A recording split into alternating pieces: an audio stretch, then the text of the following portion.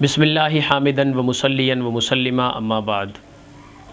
ادارہ مرکز روحانیات سے آپ کا بھائی حافظ محمد زکریا جمال نقشبندی آپ کی خیریت کی دعاؤں کے ساتھ حاضر ہے۔ آج ہم بات کرتے ہیں یرکان کے حوالے سے۔ یرکان یعنی اگر اس کو کہا جائے جگر کی گرمی اور خشکی ہے تو یہ بھی ٹھیک ہے،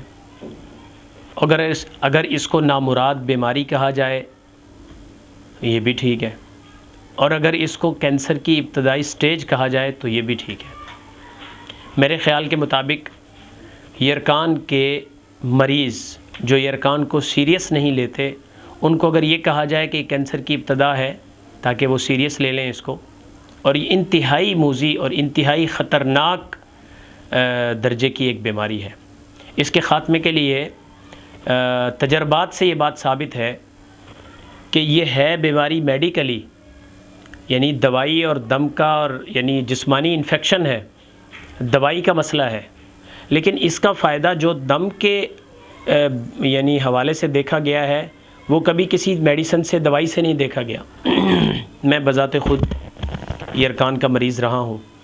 بے شمار ادویات کے بعد میرا جو نیگیٹو یعنی جو یرکان نیگیٹو ہوا وہ دم کی برکت سے ہوا۔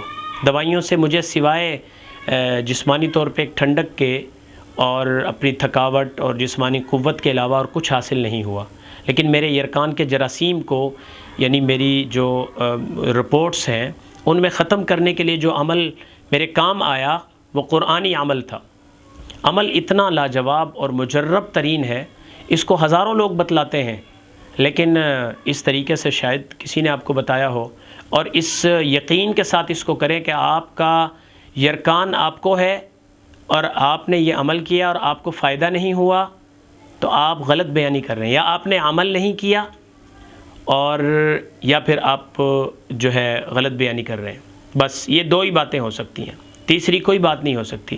بحمد اللہ تعالی یہ عمل آپ کے یرکان کو اے بی سی ڈی تیسری چوتھی پانچویں جو بھی سٹیج ہے اس سب کو جڑ سے اکھاڑ کے باہر نکال کے پھینک دیتا ہے، نچوڑ کے رکھ دیتا ہے۔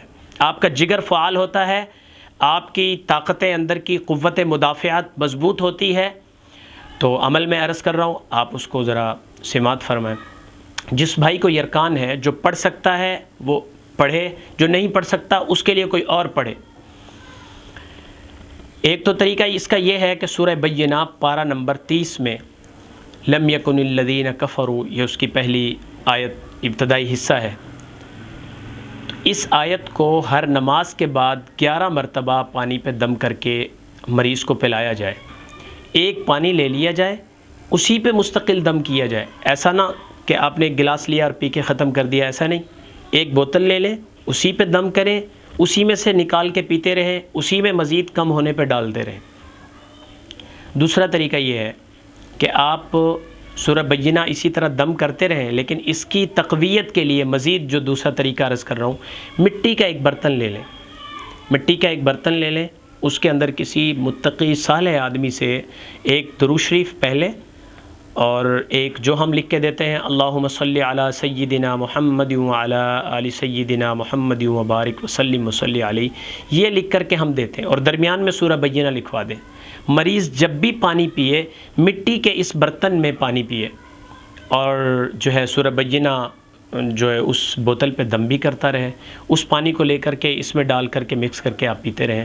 انشاءاللہ العزیز 21 دن گزرنے کے بعد اپنی رپورٹس کروائیں، اور ہمیں بھی واٹس ایپ آپ کر سکتے ہیں، ہمیں بھی بتا سکتے ہیں۔ خدا نخواستہ آپ کو کوئی فائدہ نہیں ہوتا تو پھر آپ ملک بھر میں بڑے شہروں میں ہماری ادارہ مرکز روحانیات کی جو برانچز ہیں وہاں کے ماہر معالجین سے رابطہ کر کے اپنی تشخیص کرائیں۔ یہ ہو سکتا ہے کہ آپ کو جادو کی وجہ سے ایسا کچھ ہو گیا ہو، یا آپ کے عمل میں کچھ کرنے میں کچھ کمی پیشی ہو۔ اس کا تفصیلی روحانی چیک اپ کروانے کے لیے آپ ادارہ مرکز روحانیات کے واٹس ایپ نمبر پہ بھی رابطہ کر سکتے ہیں، اور ملک بھر میں بڑے شہروں میں ہماری برانچز موجود ہیں، ہمارے ساتھیوں سے رابطہ کر کے اپنے علاج کے لیے یعنی اس کو آگے بڑھا سکتے ہیں۔ آج کے لیے اتنا ہی ہے۔ اللہ تعالیٰ عمل کی توفیق عطا فرمائے۔ اللہ حافظ۔ دعاؤں کی درخواست، آپ کا بھائی محمد زکریا جمال۔